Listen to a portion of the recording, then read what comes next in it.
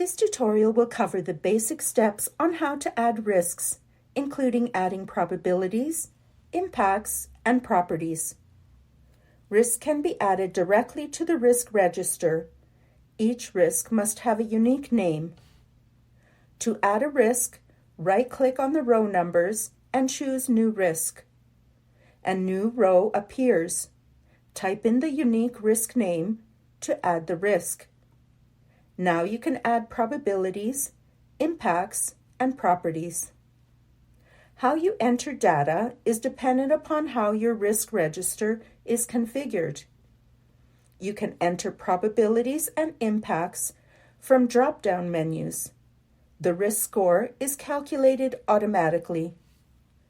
To add or view additional properties, double-click on the risk or select the risk, and on the ribbon, click a Risk Property View. The risk information contains several sections. The risk form is customizable and normally will include key information used to manage the risk. Probabilities and outcomes shows how the risk has been assessed in the project. In programs or portfolios, this view will contain all assessment for projects found under these nodes.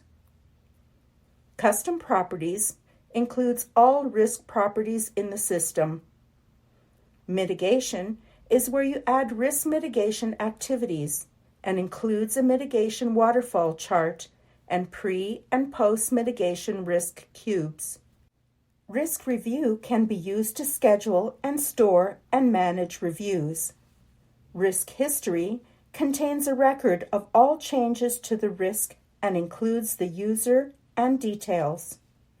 Documents allows you to link or directly save files related to the risk for easy retrieval and review.